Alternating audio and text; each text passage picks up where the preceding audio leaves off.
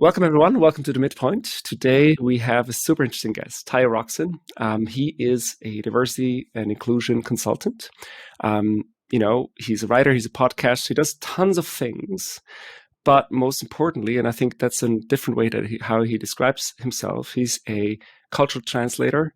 He calls himself a storyteller and an activist. And I would love to touch on all of these things, but in the end, we'll just have an in-depth conversation together around how we talk to each other, how we listen to each other, and how we can empathize. So let's see where this conversation takes us.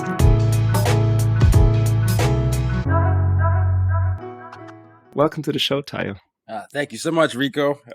Long history we have between us. We do have a very long history. Yeah. Well, for everybody, we've I think it was about 10, 12 years ago when I met Tayo the first time. And tell us how we met. So this is about 2012, I want to say. And then I was at a job that I wasn't fond of. So we'll just put it nicely. And I was really at this crossroads. You're thinking about what you want to do with your life. You're like really early 20s. And I'd always been fascinated by cultures, given my background. I'm from Nigeria, but I grew up in 5 countries and 4 continents. But I never could figure out how to make my passion a career. And so I thought, I don't know, I'll talk and I'll reach out to people that I can learn from. And then I did something on LinkedIn. I think your name came up and I thought, let me just interview him about his life and his business. And we were using Skype then. And I Skyped him. He was kind enough to say yes. And then, there are still clips of it on my YouTube channel. We both look very different. And That's true. That's true. But I say long story because it was the impetus. Because shortly after that, I got into this car accident that definitely made me shift. I just thought, I'm 22 at the time. I can't believe I'm about to, about to be 23, 22, and I'm like, I can't believe I haven't done anything I said I was going to do. And Nelson Mandela was my greatest inspiration, and so it really just allowed me to look at the interviews that I had, and I just moved to New York City shortly after that. I started focusing on, having conversations. So yeah. Mm-hmm. Mm-hmm. Yeah. And since then, I mean, fast forward to today, what's your biggest passion right now? Ironically, you can trace it back to a lot of my background, right? I spent the first decade in and out of 3 military regimes, 2 of them dictatorships in Nigeria before we transitioned to civilian rule. And so my role today, I describe myself, you said cultural translator, which is what I came up with a few years ago, because I find that I'm constantly in between different types of cultures in the midst of the culture wars that we have today, right? So it could be culture along the lines of, hey, this is how I like to be seen, heard, and understood. And that is immediately seen as a threat to how another group likes to be seen, heard, and understood. And my job is to foster bridges between these type of communications while making sure policies are inclusive in companies, and we try and expand our thinking. And so I do that with companies. I do that with my writing as well as my teaching. It certainly keeps me busy because there isn't a general consensus on what the right thing is right now. That's a topic I want to talk to you about as well. Like this, maybe one of the most difficult things to navigate as well within a corporation, especially nowadays where companies get more and more global. It's almost impossible for anyone to make sure that they're not frustrating or annoying anyone. That they can say the right thing in the right moment, or sort of not say anything, or say the wrong thing in the wrong moment. It's very hard. It's almost walking like on eggshells. It feels, at least for me, sometimes. So how do we avoid in companies that we basically just completely mellow everybody down to a level that nobody feels offended, nobody steps on anyone's toes, and still have normal conversations? How is that possible? So the first thing I would like to say, and I hate to burst anyone's bubble, is that we're never going to get to that point where nobody feels offended.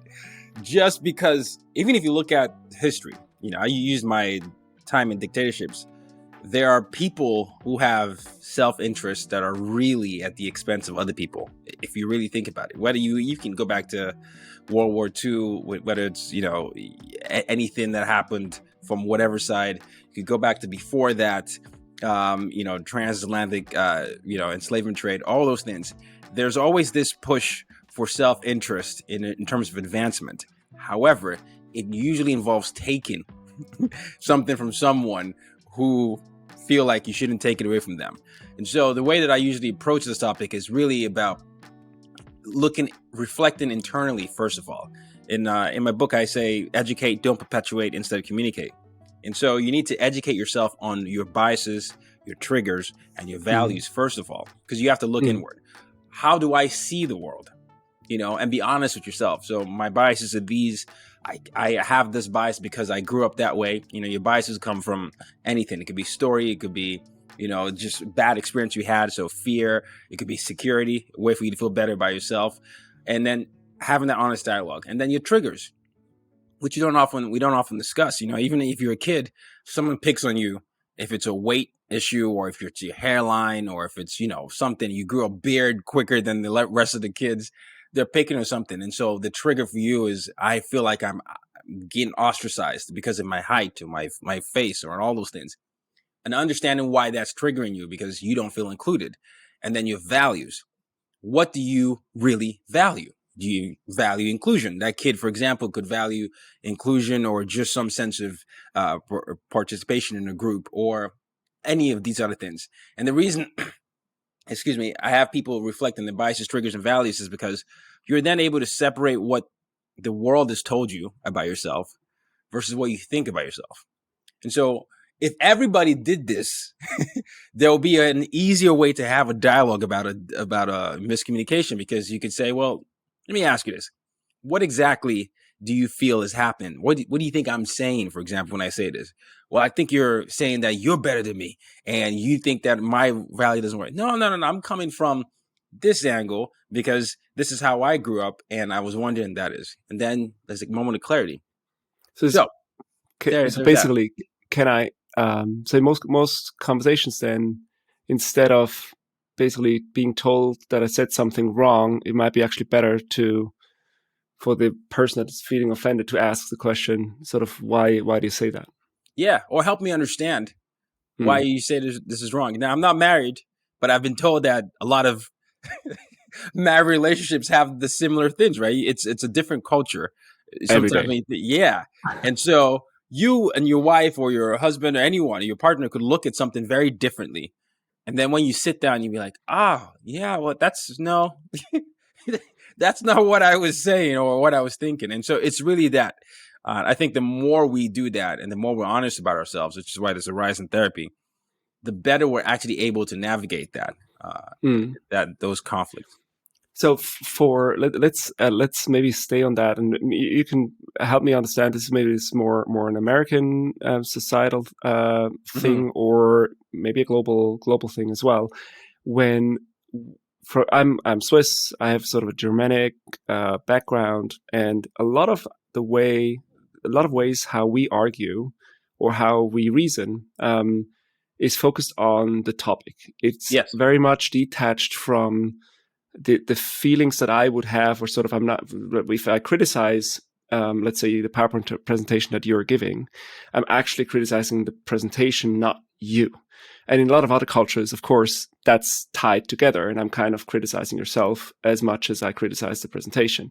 So there's definitely better ways to say this, to criticize, and not say just the presentation is bad or not good, and basically give more constructive criticism. But at the same time, that goes through not just business, but also through culture and politics over here, is when we debate, and we completely detach the person from the matter that we discuss. And that's a very tough one for me in, let's say, arguing or sort of discussing with other cultures. Now, in the US, it seems to me that has gone completely polarized. No matter what the debate, you immediately tag it to the person, and it's almost there's no more detachment from the matter that is being discussed. Is that just a US thing, or do you see this also elsewhere? Well, certainly U.S. is one of the most individualistic countries, right? But there are other countries, I think Australia might be one of them too. But this is just a general consensus. But what you're pointing out, though, is we're gravitating towards this force of personality, right? Especially in the U.S., even if you look at political campaigns, a way for people to discredit someone is to go against that person's character, right? And then at the end of the commercial, endorsed by whatever the competitor is. And so it could be something on your voting record, which would then be say, you're an inconsistent person that will not be able to actually stand for the people he's saying. And so you put all these clips together where you mischaracterize that person, and then it becomes away from the topic.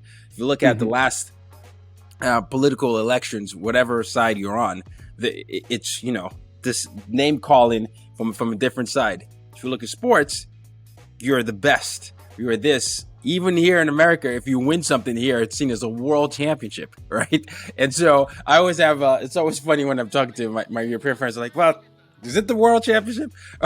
Or is it this? Like, kind of is.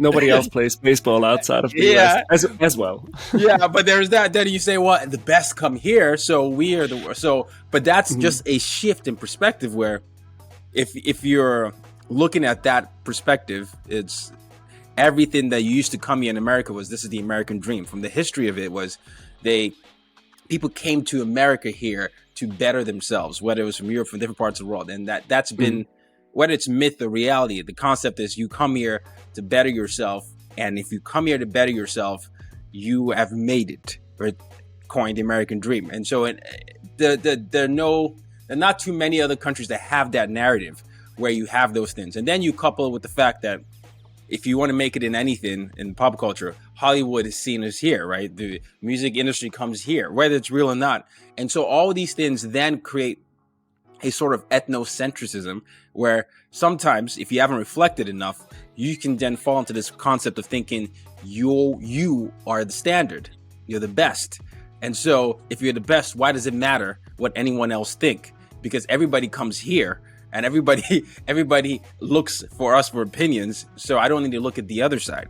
Now, what you were describing from your background, there's a sense of, hey, look, we're part of this continent here, but this person, the Germans have this personality, British have this personality. At the end of the day, we're still part of our country, and we're not taking it personally. There's no other big narrative here.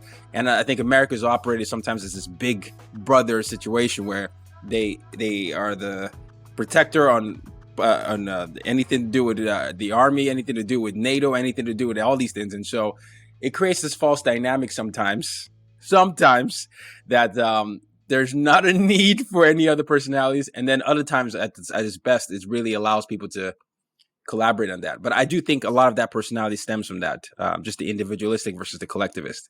Mm-hmm. So I think during COVID, it became a little bit apparent over here as well. Sort of that I never had this type of. I only heard about these type of family situations from friends in the US, where it was described as sort of a Thanksgiving dinner, classical, stereotypical sort of conversation where half of the family or some of the uncles or some of the grandfathers have very different opinions to the younger ones, and they don't meet throughout the rest of the year. Sort of meeting together might have also potential for some family debates at the Thanksgiving table. And so only heard that as rumors from conversations that I had with friends. Now, during COVID, I've seen this happening over here as well, because it was a very polarized situation where nobody really knew what is right, what is wrong. Should you wear masks? Should you wear not masks? And it became, so it felt a little bit on how things would be similar, because we also stopped, or some people stopped listening. And I can only attribute this to sort of social media or certain algorithmic filter bubbles that they went sort of downward spiral that they went into, because otherwise I can't really argue why somebody would end up in that sort of in such a corner that he or she wouldn't debate the topic anymore.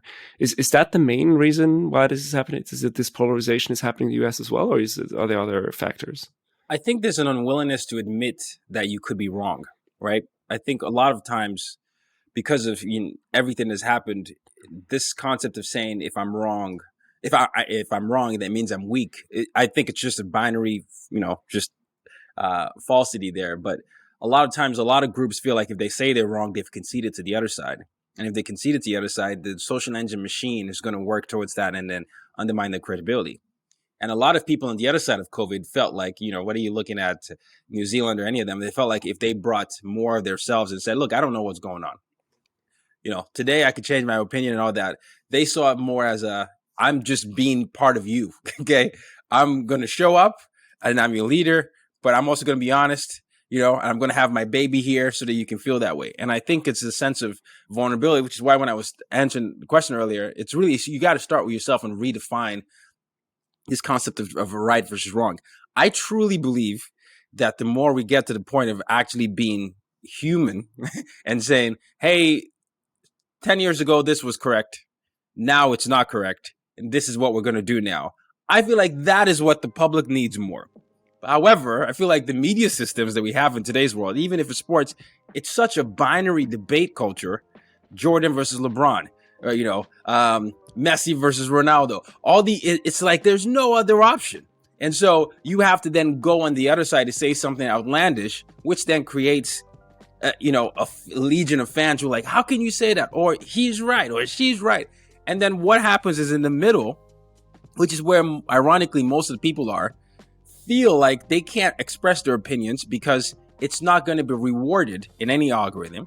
And a lot of us have a lot of self-interest where if we're going to put out content, we don't want 0 likes or 0 things. And so like, well, you know what? I know this plays, so let me just say this.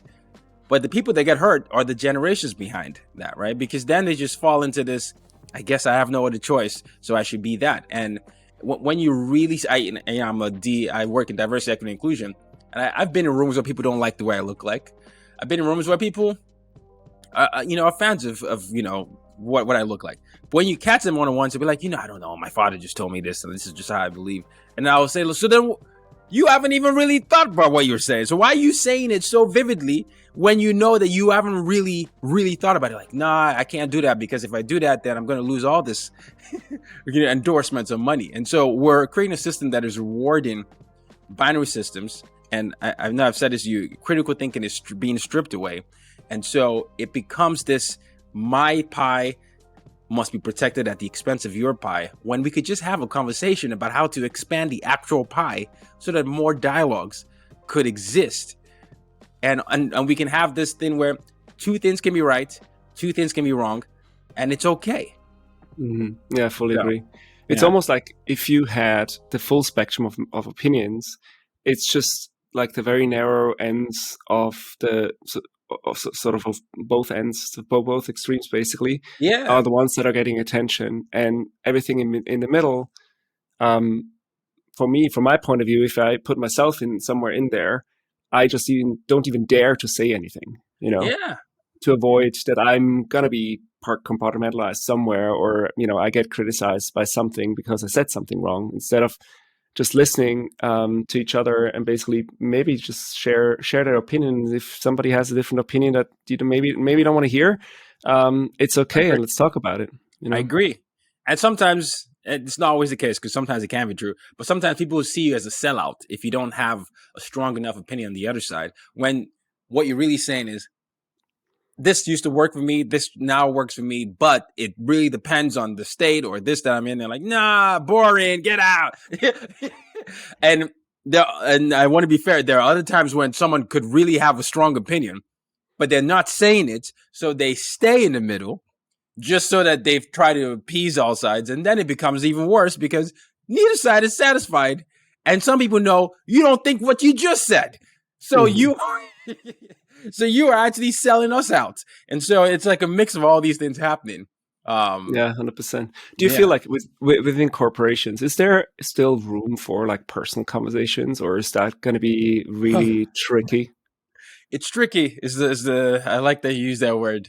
I am an optimist, an angry optimist, but I'm an optimist. So I believe there's room for it. But I think for that to happen, leaders have to be willing to just admit fault and say, I've been part of a problem, and I'm going to be part of the solution. this is what we've brought on to do this here. We're not always going to get it right. In fact, when we don't get it right, we're going to actually say why we didn't get it right. And we're going to invite multiple channels of conversation for you to have that. And at the same time, I want you to feel secure in your jobs. You criticizing me is not going to come back and bite you in your performance evaluation. And so you're going to be safe here. However, that's the culture I want to create. But the very few CEOs who are willing to do that, because even if you're a big company, it can impact your stock price, right? In some companies, or just people who feel like that is just catering to an audience that is, for lack of a better word, levels below you. And I hate that, because everybody's a human at the end of the day. And when you do this hierarchy thing, you're like, how can I listen to an entry-level person? They don't know what I put into this. It's my business. And so it becomes that type of ego trip. I really love those, what do we call them, sort of the opposite of a coaching program, where actually a younger, more reverse junior mentoring. One is actually reverse mentoring. Thank you. Yeah. I really like those models, because for those leaders that are open to it, it really shows that they're open to sort of refresh what's sort of what they might have been just tuning out over the years, given their experience, their wisdom. So having a refresh on new topics, I think is invaluable. 100%. One thing I reflect on a lot, Rico, is how I didn't see the world the way I saw it when I was a kid, right? There are multiple things at play. The internet, was coming in, there was dial up. Now we had wireless, and then we fast phones, you have all these multiple things happening. And as such, of course, the world is going to react differently. I remember CDs, we used to think about CD sales and all those things, and now it's about streaming. So to me, it becomes so ridiculous if you're willing to hold on to a certain mindset that was a reflection of the time and not be willing to adjust, because there's always going to be a disconnect. But too many people are doing that. And then when you add morality to it, right? This is what happens a lot of times. You're bad for thinking that, or you're good. You're like, yeah, there's no winning at this point, because now it becomes this moral code that you've tied to something that someone now feels guilty for if they dare to think outside of that. But no one in history has ever done that. Yeah, 100%. And I feel like for most people that might have a different opinion to sort of the common opinion, it's okay to just keep it to yourself sometimes as well. I mean, honestly, but it feels for most other topics that are not as, let's say, controversial, like abortion laws or topics that where I understand, maybe they don't even belong most of the time into the workplace or into sort of Thanksgiving conversations. But for most of the topics, why can't we just talk about it? Like, how would you proclaim, like, how would you make practicing active listening or these conversations, building empathy with other opinions, if you had a chance to sort of teach it? Yeah, I agree. I mean, that would just be an echo chamber. Yeah. if you don't have this, if you don't practice having these different dialogues, it would be an echo chamber. I love a debate culture. I just don't like the way the debate culture is structured in media as a binary thing. I think you can have debate culture where it brings multiple points of views, and at the end of the day, each side can speak to what the other side said and where they come from, as opposed to you said that you're just wrong completely. Now, there's certainly issues like that, like when people just flat out say racist and sexist or transfer any of those things. Exactly. Absolutely.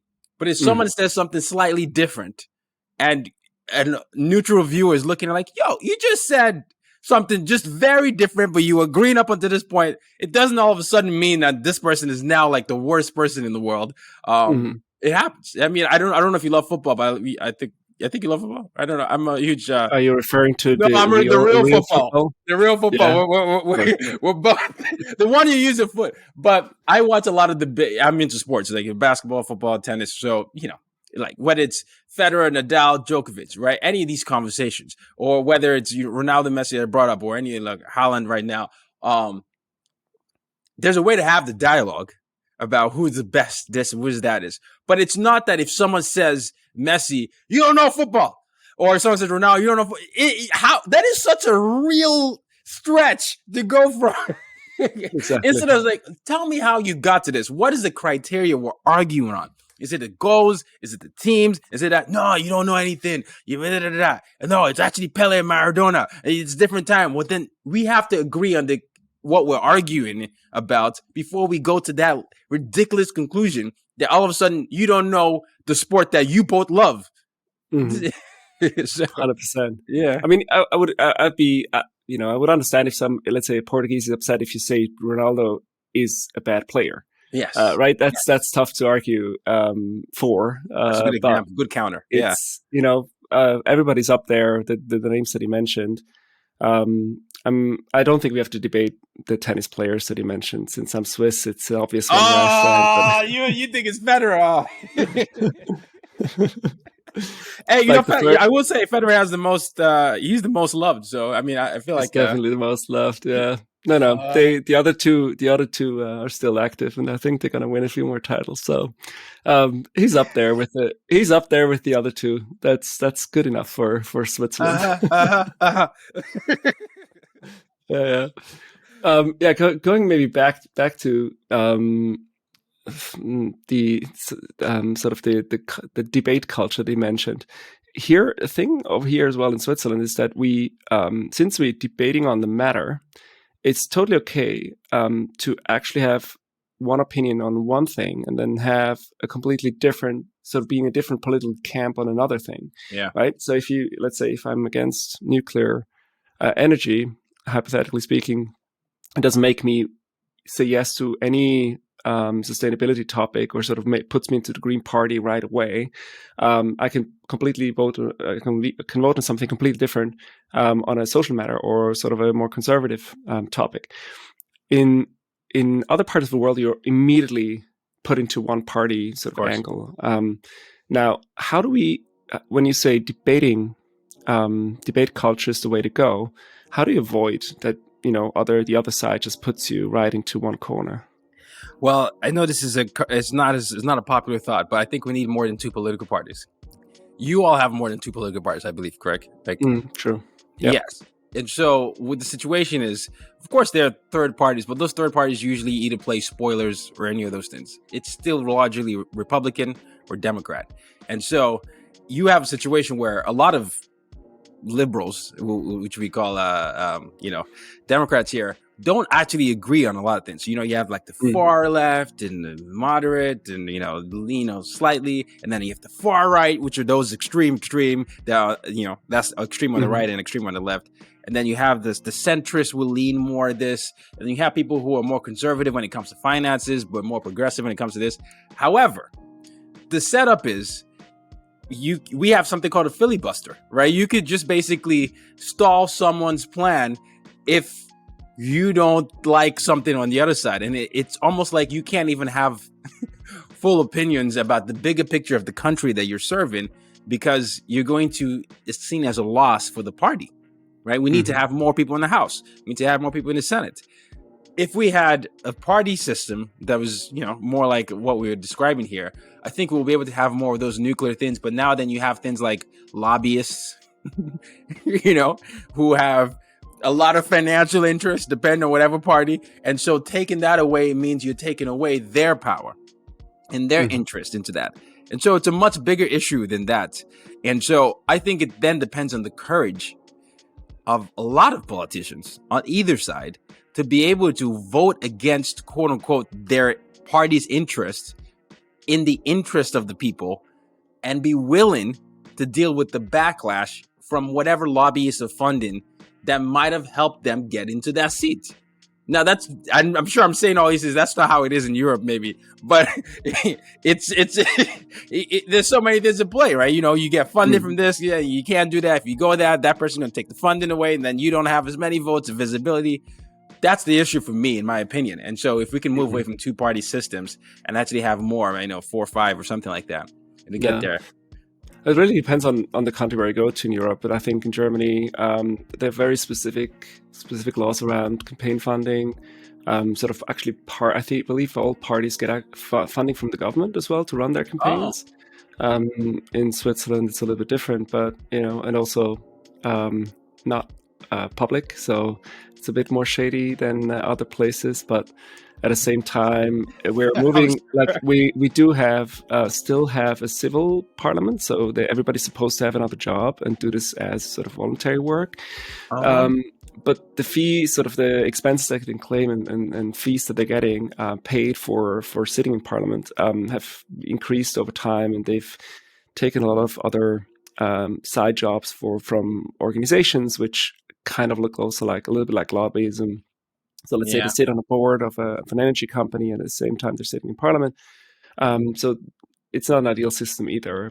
But I think every 4 years, the whole world gets an update on how the US is being funded and how people are. I think very much it's always very much a popular vote in every state, and it's more on the person rather than the party. So I think a lot of this gets rid. So the way European parliaments often work is that you often vote not for just a person, but you actually vote for a party. Yes. And that way they fill the seats, and it's not the individual that needs to prove themselves. So they can stand out with their own opinion. Yeah. And it might hurt a party, but it might not hurt them, the individual, their own revote. Yeah, their re-election. I want to say, because I do think that the best system is, I think there are moments where you can be individualist and then moments where you can be collectivist. Because as someone I'm from a generally collectivist country in Nigeria, but I found that a lot of my, I can be very individualistic in terms of the way I run a business and, being a personality. And I think there's merit to both systems. But to the point you and I are arguing, it shouldn't be one system over another, right? It should be more where there's a meld of those. And I think right now, the reason why I appreciate your podcast is we're dangerously coming to a point where we are not willing to accept anything in the middle, because we are misunderstanding what the middle is saying. Because some people are saying the middle is you're selling out, which we discussed, and I'm sure that happens. I've seen it happen. But not enough people are seeing the middle as, hey, how can we work through these extremes so that a lot of people can actually feel seen, heard, and understood? And that's where I think social media can be bad in that sense, because it rewards extremes. And platforms are not incentivized to think the way you and I are thinking. They're incentivized to think, this is going to get us more clicks. This is going to get us the most shares. And this is going to drive the most conversation to keep people on our platforms. And so if it's inciting some sort of debate, even if it isn't critical thinking, that's where they're going to focus on, because it's more money in their bank accounts. Mm-hmm. But fully agree. Yeah. I think we should, maybe for everybody's sake, we should be less on social media, go out and talk to people more often, face to face, because it's also a lot harder to say. You should reflect a little bit more before you say something if somebody's sitting face to face than what some people blur out on social media, right? There's this beautiful thing in Switzerland. It's dying out a little bit culturally, but every village has a pub or sort of a restaurant, and usually they reserve one table for the locals. It's called Stammtisch, and everybody basically can sit there. The regulars basically sit there, and what they do is they play cards. They used to smoke when it's still allowed, and debate, basically discuss sort of the things that are happening politically or culturally. And whenever I sit nearby a table of that kind, I usually shake my head. I usually do not agree with anything they say. They're usually completely on a different side of the spectrum. But for me, it's a great source of just listening. It's just a great source to hear people's opinions. To understand where I'm in my filter bubble as well, right? Sort of to see what other people that actually are living in the same city, same village think openly. And I always want to sit down with them and have sort of a conversation, but I don't think that will go really well. So personally speaking, like I can definitely work on that, right? Sort of how do you make sure, without trying to convince others right away, to listen, to ask questions, to try to understand the other side. I think is one way to build sort of empathy. And it's okay if you still disagree with them. I guess it's just a very it's a very hard thing to do on social media. I think you have to do that face to face. Face to face is for sure, or even what we're doing here. If it's not face to face, so what I always do, because I'm often in this type of conversations, is I just acknowledge the elephant in the room. It's like, hey, I've been listening to you talk, and it's I want to be honest, I have a different opinion. However, I do want us to have a healthy dialogue. And so would that be okay? Like you want to acknowledge, then invite. That's what I always say, acknowledge, then invite. And so when you put it that way, sometimes, not all the time, but oftentimes and not, the person will say, all right, cool. I'm curious to hear what you disagree with. And then what I always do, which is what we brought up with the Ronaldo conversation and the Messi conversation, is you need to be clear on what you're arguing, right? If you're going to argue about something, what are the criteria? Threat to safety. Okay, let's argue the merits of that. Religious, anything. What is right versus wrong? Okay, let's argue that. And then help me understand why you think that's right and wrong. I'll tell you why that's right and wrong. Or you're saying this is safe, but I'm going to tell you moments where it was unsafe for me, right? Then it just becomes an easier dialogue, because oftentimes people aren't even clear on the criteria to having, and it's different. So acknowledge, invite, set the criteria. And then it just becomes an easy dialogue, and you're not always going to agree. You're still going to leave most times than not doing that, but then you will see that person like, I didn't feel like I had to throw my, fist up or something. I felt like, you understood what I was saying, and the other person felt the same. And so that's the best way I've seen it done. Love that. Yeah. And I think it can be just applied in many, many different situations. Just not, it doesn't necessarily, could even be on a business topic, to be honest. Isn't that the irony? Yeah. Rico, that is the irony, though.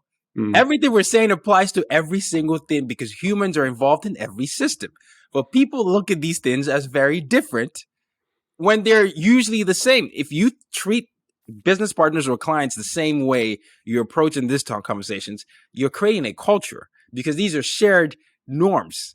And so it's not, it's not something that is mutually exclusive. But what we do on social media is how we're acting with each other and how we're acting towards here. And so whoever can create any platform that actually allows this, it's going to filter out into the dialogue, because that's how we see the world, And so, yeah. Tayo says, talk to your business partner the same way as you talk to your life partner. They're both marriages. 100%. Yeah. Yeah. 100%. Yeah. That's good. Yeah, good stuff. If you, when you look at your work, is there anything that you say like, look, this is a topic we just completely should stay away from? Or is this something, do you feel like in your job for diversity, let me just say that again. So in your job for DIY, what topics do you feel like is in unsolvable?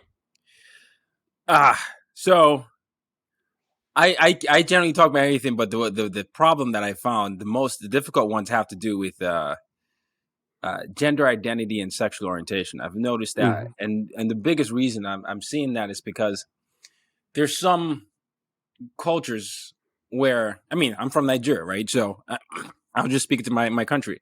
Unfortunately, in some areas, it could be punishable by 14 years. 14 years for expressing yourself. And I, even though I'm straight, I find myself being an ally even more forcibly, because I don't want anyone to just associate just because you're Nigerian as anti, LGBTQIA plus. But the reason why it's really hard is, whether it's Russia or different other countries, when you have multinational businesses, and I'm consultant there, it becomes tricky to find a way to protect the employees you have in the country. If you're an American company or European company, where you have a different rule for that, while preserving their safety and their identity. And so it's tricky to have that, because you're not going to win the country war or the legal war, but you can then create a safe space within the company. But you have to make sure that you are doing your due diligence by ensuring that the promise you're keeping to that employee is not going to keep them unsafe in the country they live in.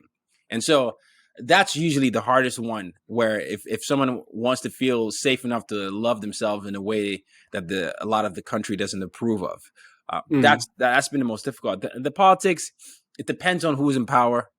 Honestly, sometimes it's this, sometimes it's that. Religion is the same sort of thing.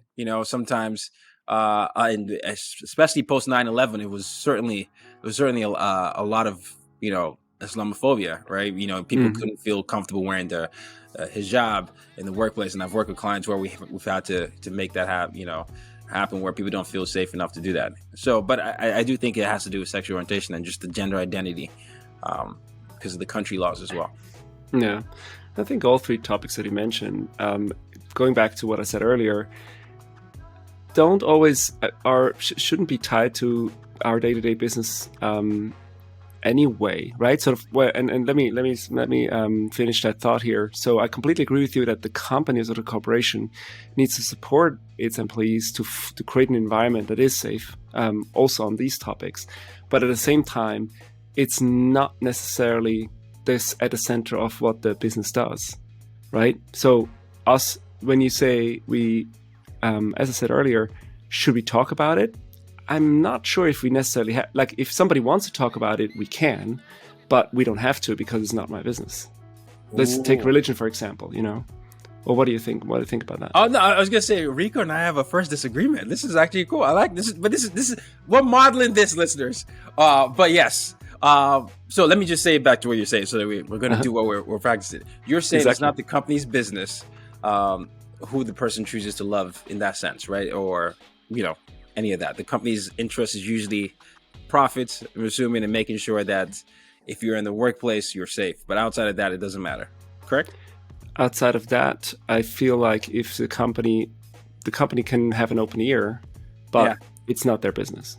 Okay. So this is why I disagree, and I know we're not going to agree on this, but the only reason I've come to disagree on it is because in today's hybrid and virtual world, if you want the engagement of the certain employee to be the highest, and you want them to really be able to show up fully as themselves, there are multiple things happening before they get into the workplace. How they get there, where they are, where they sleep afterwards, is still going to inevitably impact something that's happening. If you have a sick kid, for example, you're like, I can't concentrate, I can't do all those things. But if you're constantly having to look over yourself, it's the same sort of thing as showing up in the workplace. And I think when companies act like those things don't matter to who you are, it's seen as callous. There's a privilege, for example, that I have in the sense that I'm straight, and I won't have to worry about whatever, because it's not generally seen as wrong in most countries, in most cultures. But a lot of people, it means someone could stone their house, write a threat in place. And if they come to the workplace and the company just says, I don't care what happened, you're here, show up as you are, it's really hard. And the only reason I have that is because I constantly have these conversations, and I just feel like, it's very hard to detach oneself from that type of behavior. I know I'm not in the majority, though. I think the majority of people agree with you, but that's just my counter. So if no, 100%. And I sit here in Switzerland where, we have a stable political system, and you can pretty much say what you want and don't need to fear any repercussions in any way. So, and still there is inequality over here. So let me just add that as a disclaimer too. Like, not everybody's feeling the same way as I. So I definitely have also very privileged situation. Now, if somebody, like what you're saying, is in a country where it's not like Switzerland, or sort of if you are in a situation where you need help, what I say is, like, if you speak up to your corporation, they should help. Mm-hmm. But it's not. So let's say the other way around, where the corporation will go and ask, "Do you have an issue? What is the issue?" Or should they do that? Well, I mean, I think.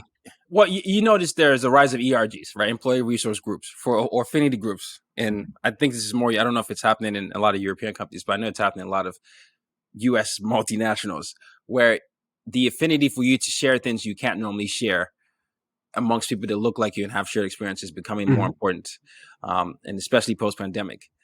I do believe that you should have that, because we were talking about how the workplace now and the world looks very different. The workplace now, it just is different. People if you're looking at generation after millennials, they care about all these things.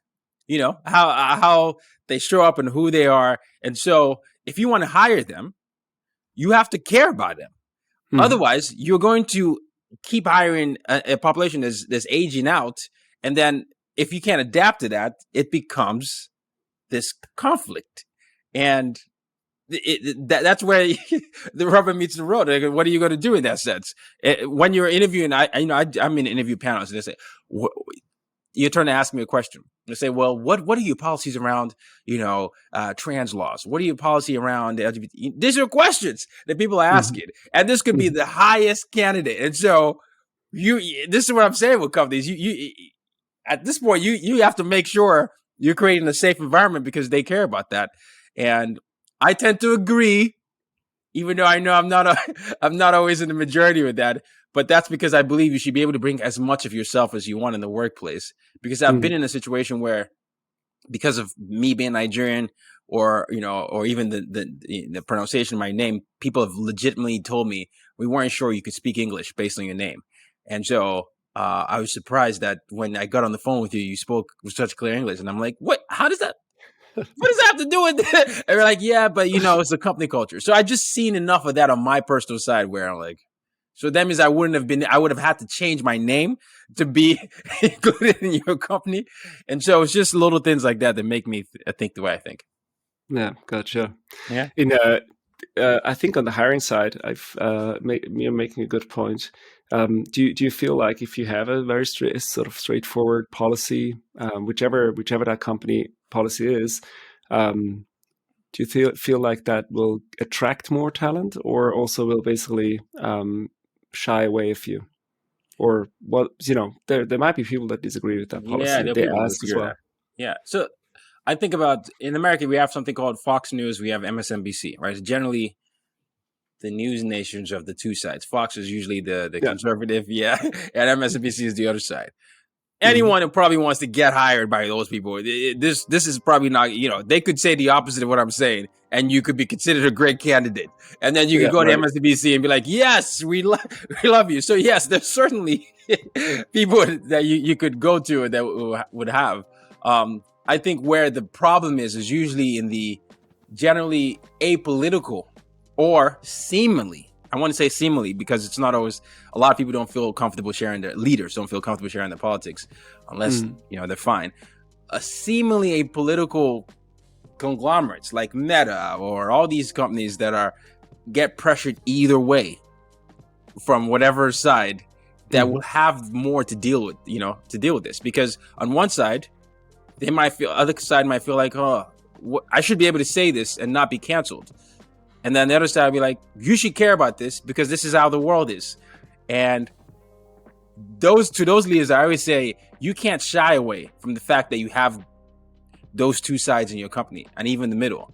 Your job is to actually acknowledge and manage people at all levels, in addition to seeking to maximize your profits.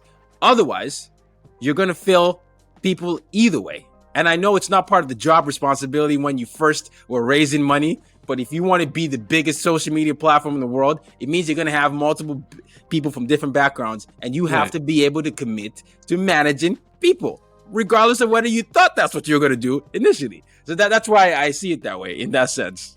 So, that makes sense. Yeah. In Switzerland, funny thing about sort of hiring ads, they, in the past was very conservative. Men went to work and, women stayed at home. Right. So in a lot of job ads, they basically started to add, let's say it says sales manager, and then they put a bracket saying M/F, as in like for male and female. Yeah. So to basically emphasize that it would also take women if they choose to apply, or sort of to foster that. And nowadays, there's more, more to that. And how would you solve that little code of male versus female? So they just added another. They added /D for diverse. And whenever I see this, I'm going like, why don't you just remove everything all the way? Because you're just sales manager, or whatever role that is. It's removing it removing it would be the way to basically show that we don't care about the difference, isn't it? So interesting. That's so interesting. I never thought of it that way. That makes a lot of sense. Because then the D then becomes, well, what do you mean? What if I identify something? I don't know what. Oh, let's like you get said. into yeah, exactly. It's just like removing it would solve everything. It was just say it's like everyone apply, please. Yeah. But yeah, is your role also something that you hope that it will go away? Like, is this solvable in corporations, in your point of view? You and I were joking about this earlier, and I've said something before like this before. Yes, ideally, I'm in this because it's frustration, and if I do my job, it will go away, and it should go away because I want everybody to feel safe enough to be themselves. The way that I can see it morphing into, if we have the best scenario, is really just then it becomes a people manager or cultural facilitator or cultural translator, like I like to call myself, where it becomes something along those lines. But and right now, the issues that I see, it's too hurtful to too many people for me to hope that it doesn't go away. Because we see people getting shot, we see people getting killed, people engaging in self-harm because of all these things, and that stuff actually hurts me, especially as an empath and as someone who's lived under situations where I've had to hide, multiple aspects of, based on my tribe or my my nationality, and that's never fun, and if you grew up in that environment, it always stays in you, and you never want that for someone else. 100%. Yeah. Well, let's close up with that. Thank you so much for taking your time, Tayo. We definitely got to link your book as well in the show notes. It's Use Your Difference to Make a Difference. And I would love to talk to you again sooner than later. It's been such a pleasure. Thanks so much for joining. Thank you, Rico. This has been fun.